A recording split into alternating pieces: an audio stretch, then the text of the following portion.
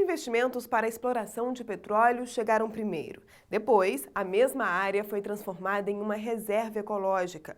O Vialegal esteve no Espírito Santo para entender este impasse que tem colocado em risco a preservação de tartarugas marinhas.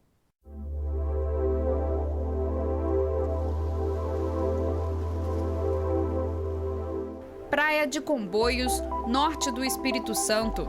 O lugar até poderia ser conhecido pela bela paisagem, mas o que torna essa praia especial é um fenômeno que acontece à noite, longe dos olhos dos visitantes.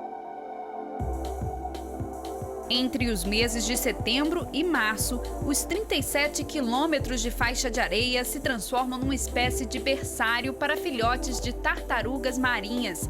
Todos os anos, cerca de 150 fêmeas vêm colocar seus ovos aqui.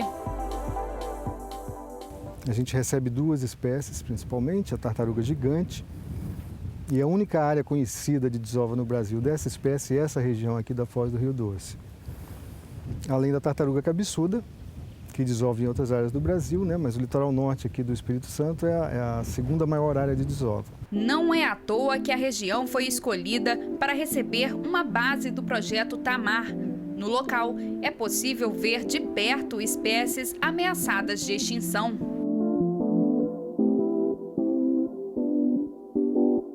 A tartaruga marinha é um animal carismático, as pessoas gostam de tartaruga, mesmo sem conhecer. E é um animal um pouco difícil de ver na natureza. O principal objetivo do projeto é monitorar o ciclo de reprodução das tartarugas. Entre as tarefas dos pesquisadores está o monitoramento dos ninhos, para evitar qualquer tipo de intervenção. A gente vai identificar os ninhos, marcar esses ninhos. Se o ninho estiver em área de risco, a gente vai fazer o manejo desse ninho, a transferência para poder manter aquele ninho preservado, garantir o máximo de filhotes. Uma tarefa que quase sempre esbarra nas consequências da ação do homem. Um desses obstáculos é a ocupação irregular do litoral, que se repete em praticamente toda a região de desova do país. A tartaruga precisa de uma área preservada para desovar, uma área sem iluminação, sem ocupação, sem muita bagunça, barulho. No caso de Comboios, a área de desova está dentro de uma reserva biológica.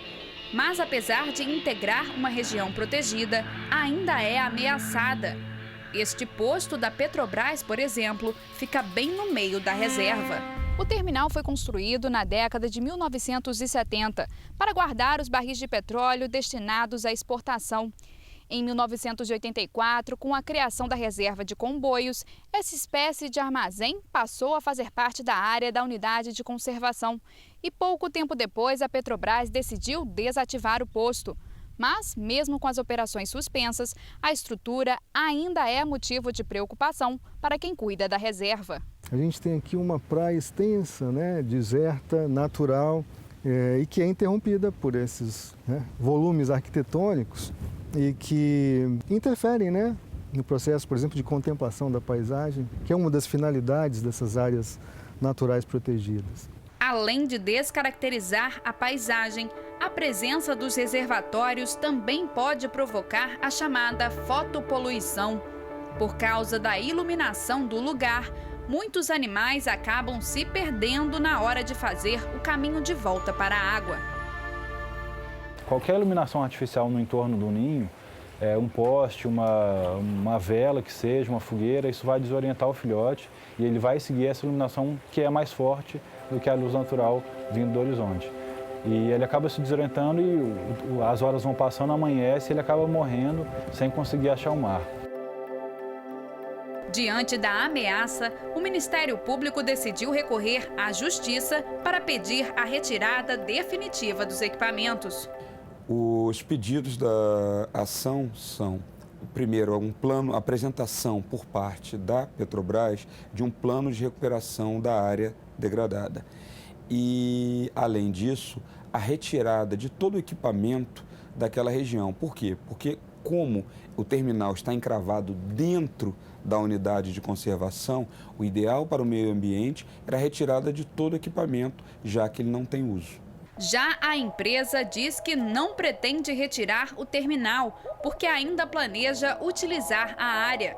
Mas se depender do procurador responsável pelo caso, a reativação do posto não vai acontecer. A legislação ambiental, ela vem sendo melhor aperfeiçoada durante os anos. E o que se era permitido em 1974, durante a instalação do terminal, não é mais permitido hoje no atual contexto de proteção ambiental. A reativação do terminal fatalmente vai aumentar a iluminação ali. Além desse problema da fotopoluição, tem o fluxo de embarcações que vai aumentar também, existe o risco potencial de colisão com embarcação. O responsável pela reserva vai mais longe e diz que antes de pensar em retomar qualquer atividade no local, a empresa tem o dever de recuperar toda a área degradada. Então a gente entende que esse momento seja um momento importante para que a empresa possa, vamos dizer assim, resgatar esse débito, né, com o ambiente da região.